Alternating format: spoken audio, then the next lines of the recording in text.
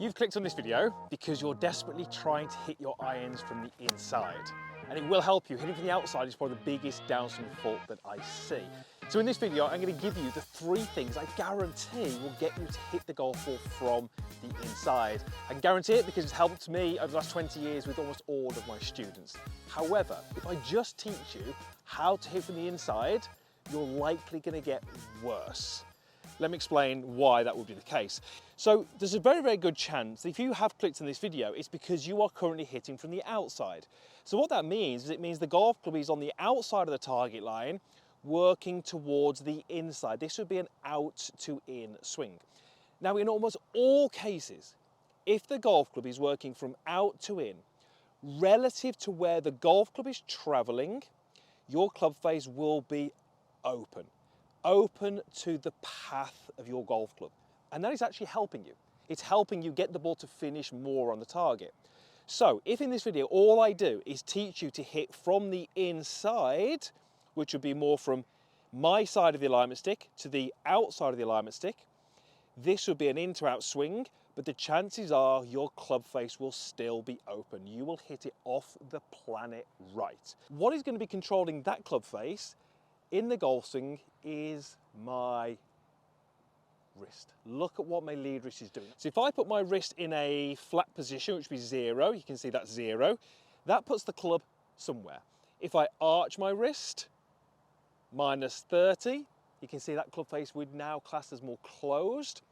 And if I cut my wrist, plus 45, that club face is more open. So where we position our wrist is absolutely key to where that club face is. So in the downswing, this is the key point. In the downswing, where do I want you to have that club face? I want it slightly turned down. So when my wrist is pretty close to 0, club face is under control. That's going to help you hit a draw. But where do I set up? Plus 32. So when I set up, my wrist is in this position.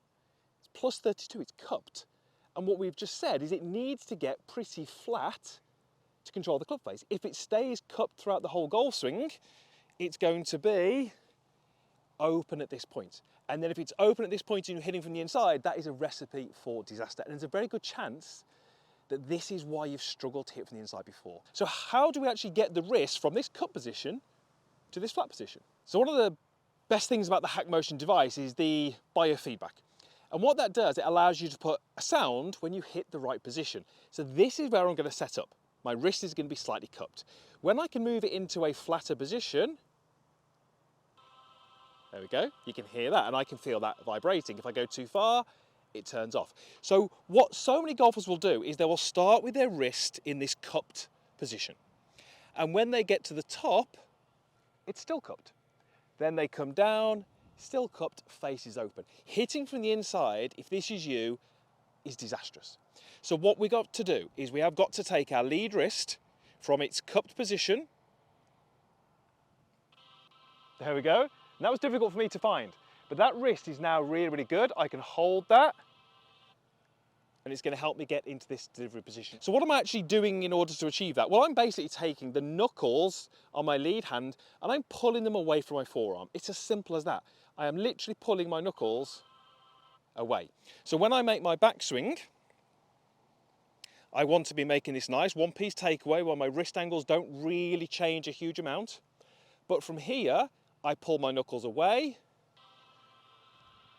and I hit my perfect position. Then I can hold that. There we go, all the way into delivery position. What this is now telling me is that my club face is under control. The first thing we have to talk about is where about in your swing you're hitting the golf ball. The alignment stick represents my target line, so where I'm trying to hit it. There are no straight lines in the game of golf. My golf club is never traveling perfectly straight down this target line. The golf club is working on an arc. It's working this way to this way. So you can see how the golf club would be traveling in different directions if the golf ball was being hit at various points. So if the golf ball was being hit from, let's say, where it currently is, that might give me a club path which is very straight. At that point, my golf club might be traveling directly in line with the alignment stick.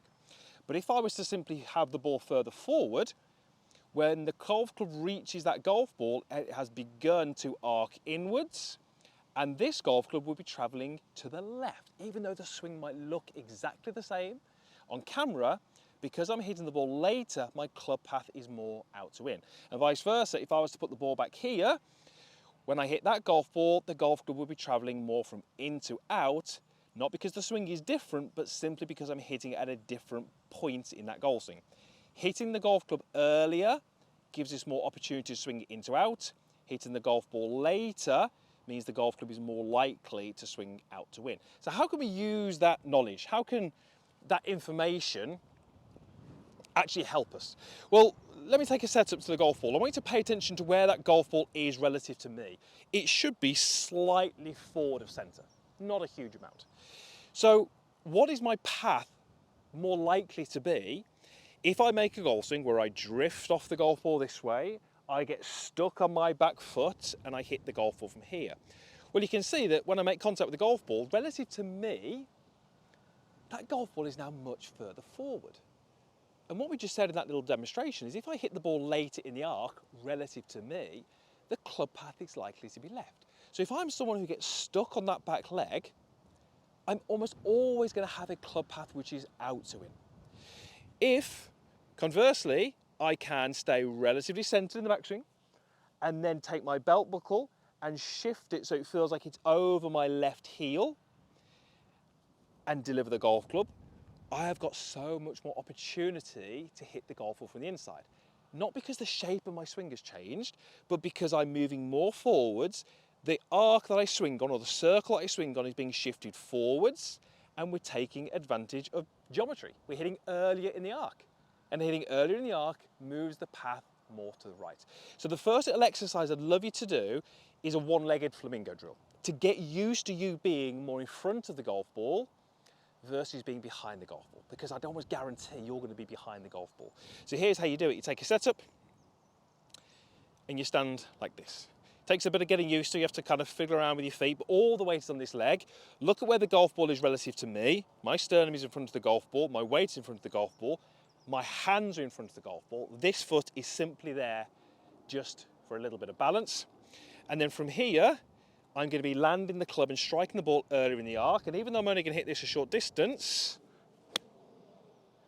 I'm able to, even on that one, produce a little bit of right to left because my club path is more out to the right. You can see there 4.6 degrees. That would give me a perfect little draw. What we can then do is, when we hit a golf shot, is try and sort of get into that same position. So when I hit this shot, I'm going to make a more centered backswing. And I'm going to try and take my belt buckle and shift it forwards over my inside of my lead heel, which gets me in front of the golf ball, helps me hit the ball slightly earlier in that arc. Which then brings us on to our second key point. And this is something that doesn't really get spoken about enough. And I want to show you one of the graphs that I get when I hit a shot. And this is showing me the rotation of my arm. Now what I want you to see, you can see on that graph, we've got an address, we've got a top, and we've got an impact. The solid purple line is what my arm just did.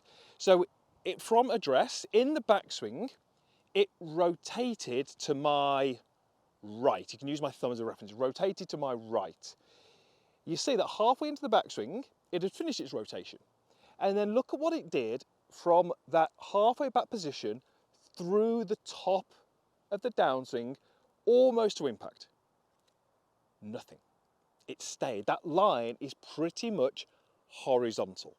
Before, it started to move back this way. You can see it moving up, got to impact, and then went through. So in the golf swing, my arm was rotating this one, holding, and then rotating this way. Why is that important? Well, let's show you what that movement looks like in a golf swing. I am going to take a setup, I'm going to use my wrists, I'm going to work the club directly up, and I'm going to make my backswing. Now, does that look like a regular backswing? It doesn't. It looks like the club is well outside. How do I get the golf club onto plane? Well, I take my thumb and I rotate it to my right. What does that do to the golf club? It sets it onto the perfect plane. So when we see in the backswing that graph going down That is my lead arm rotating to set the club onto this plane. Then, once we've got it onto plane, halfway back, what do we want that arm to do? Nothing, because we want it to stay on plane, up here, through transition, almost through to impact, at which point it starts to rotate back through impact. That is how we hit from the inside. What so many of you will do, subconsciously, and you'll see this on camera, is you might create this backswing where the club is on a perfect plane. It might even be too shallow. But what does it do in transition? It steepens. What is creating that? It's my forearm. It's my thumb, which I appreciate you can't see because the grip is in the way, rotating to my right, but then far too soon rotating to my left. So here's a drill. I love this drill. It's so simple. You need a tee, pop it in the ground, and it can be as high as you want. That's kind of where I'd hit driver from. You're going to take the club in your lead hand only. Set the golf club on the ground and just make me a half to 3/4 swing here. Now you can see I've got the club on this perfect angle. That's because I've rotated my arm. What I now want you to do is feel as if you completely relax your grip. Now if I did completely relax my grip, where would the club go? It'd go that way. Notice how my arm isn't moving, but if I completely relax my grip, the club would drop. It would actually get shallower. So what I want to do as a little exercise, I call it drop it, catch it. We make a backswing, we relax, and so the club drops. We wait for it till we feel it just dropping a fraction, and then we catch it with a bit of body rotation, and we try and clip the tee. So it's going to look like this. We make a backswing, and we drop it, catch it. So we make a backswing, we drop it, and we catch it. That's a great little exercise, because what that's teaching you is it's teaching you to actually increase that rotation, actually shallow the shaft a little bit more, rather than steepening it, which so many of you will do. What you can then do, pop the other hand on and go ahead and do it. We go up, we drop it, and we catch it. And the final thing that you have to do, if you want to hit it from the inside, is learn how to lower your arms relative to your body. I speak about this a lot, and it's something that, it's a concept which I think a lot of golfers misunderstand. So if I took my setup to a golf ball, kept my lead arm and the body in its same relationship, I'm not going to change that at all as I make my backswing. So my lead arm is going to stay there relative to my chest. If I make a full body turn,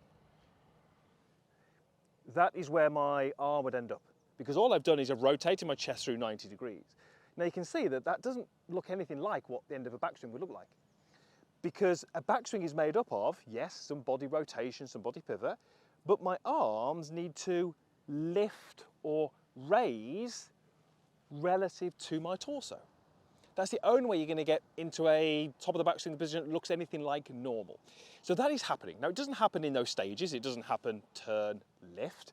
There's a blend of that. And when we do it together, it sort of looks like a nice fluid movement.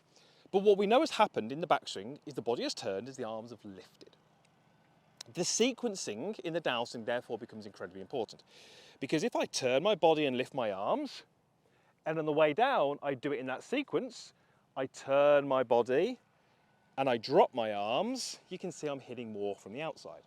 So what we need to get you to feel, as long as we are shifting, as long as we are holding the rotation, the final piece of this jigsaw is from the top to ensure that your arms are lowering relative to your torso. You can see I'm not doing anything with my body. I'm lowering my arms. And as I do that, look where the club gets to. So much more from the inside. Now, as I introduce the body rotation, what is my delivery going to be like?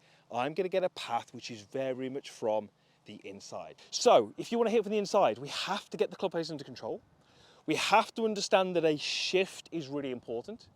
We have got to understand that holding our rotation is key and lowering our arms. All of those three things are demonstrated in the best players in the world. When I coach golfers who cut across it, they often don't demonstrate any of those traits. So let me go ahead and hit one and see if we can get a little draw, which would be the result of hitting from the inside.